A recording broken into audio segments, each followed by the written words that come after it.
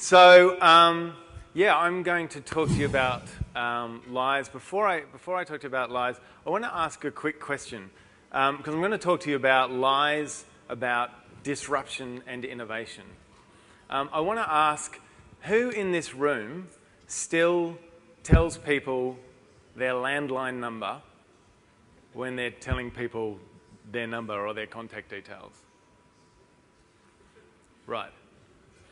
Can I ask you, who in this room thinks we'll be watching free-to-air television in 10 years' time? Okay. I'm just trying to get a gauge of the audience. Because if I'd asked an audience 10 years ago if they would be still handing out their fixed line numbers, I would have had half of them go, yeah, of course we are. It's the nature of disruption. It's also the nature of some of the lies that I guess a lot of the industries involved in disruption tell themselves that things won't change. So I want to talk to you a little bit about 5 lies and a truth about disruption. So if we can go to the first slide, the clicker doesn't work, so we're using my clicker voice. Yes, next slide, that'd be great. So the first lie is, we go to the next one? That's it. So the first lie, this is like the seminal lie of disruption, okay? I still get amazed. I have an 11-year-old son, and every time he's doing his homework, he usually asks me for help. And I almost invariably say, just look it up on Wikipedia. They'll tell you the answer there. I'm not allowed to look it up on Wikipedia. I'm like, why isn't he allowed to look it up on Wikipedia? Schools are still convinced that Wikipedia is evil. It doesn't tell you the truth. You shouldn't go there. Kids should be told not to use Wikipedia. It's evil, all right? Now, the reality is the Encyclopedia Britannica, does anyone remember the Encyclopedia Britannica? Yeah, okay. It's gone broke, right? Everyone aware of that? So I don't know what else he's supposed to look up. And as far as I'm concerned, Wikipedia is a great place to start.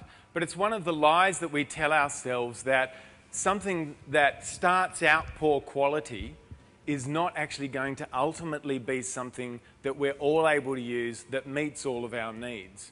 The thing over on the right there is the original transistor radio. And when the original transistor radio came out, everybody laughed at it because sound quality on radios at the time was actually fantastic. But a radio was something that sat in the lounge room. It was about this big, or sometimes if it was tabletop, it was pretty fancy, innovative. It was about this big. And all the radios had really good sound quality. That's what radios competed on, okay? This thing came out and had terrible sound quality, and the radio companies laughed at it. Why is anyone going to buy this? But this thing was cheap enough for a teenager to buy. So you can imagine all the teenagers have been sitting there listening to the BBC News with their parents for the last 10 years, and they got their own radio. It didn't matter how crap the sound quality was. It was my own music. It was liberation. So it was one of the lies that people told themselves at the time, that the radio companies told themselves, that this thing would never impact them because the quality was terrible. When YouTube first came out, the same. YouTube, I mean, you guys probably know more about a lot of the YouTube stuff than I do. YouTube has all sorts of series on it. YouTube is a world unto itself. When it first came out, people were like, who's going to watch video on YouTube? No one. So YouTube is, this is one of the big lies of innovation. Now I'm going to skip through quickly. Next slide. Are we going to read papers in 10 years? If I spoke to a group of, as I did some of my clients, I asked a board in a couple of my clients, are we going to read newspapers in 10 years? Yes. Now people still believe that. They're still telling themselves that. We jump through to the next slide. The other lie that we told, and we get told around disruption, and we heard this from Gina Reinhardt a little while ago. Fairfax management are terrible. They've stuffed it up. We need to replace them. The reality is there's almost nothing that the management of Fairfax, of News Limited, or any of these companies that run newspapers could have done to really save newspapers. Newspapers are on their way out, and there's not much we can do about it. So one of the lies that they tell themselves, and this is one that I guess I at times have possibly told myself, which is, you know what? If you're being disrupted, internal innovation can save you. The reality is, most of the time, it can't, okay? You only have to look at the classifieds that a lot of the newspaper companies have started, the classified businesses. They invested millions in it. You know what? They never stood a chance against realestate.com.au. They never stood a chance against Seek. They never stood a chance against Drive, because those companies had about 10 times of the money available to them. The reality is it's almost impossible to innovate your way internally out of disruption. Last slide. And buying their way. Who remembers MySpace? You can't buy your way out of it.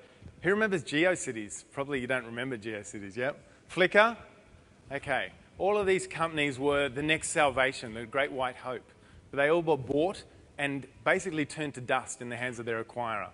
So I'm going to tell you one truth about innovation, which I learned because I have an 11-year-old son and watch a lot of kids' videos. I've got to tell you, this video is, in my view, one of the great videos of all time. The one great truth. Think of the panda as the startup, and think of Shifu. Does anyone know Shifu? Shifu as the great incumbent newspaper company, or any other incumbent company. The panda will never fulfill his destiny, nor you yours, until you let go of the illusion of control. It's the illusion of control that is making these companies strangle themselves. Now, there's more to say about it, but I've run out of time. If you want to talk more about that sometime, we'll have a great conversation. Thank you.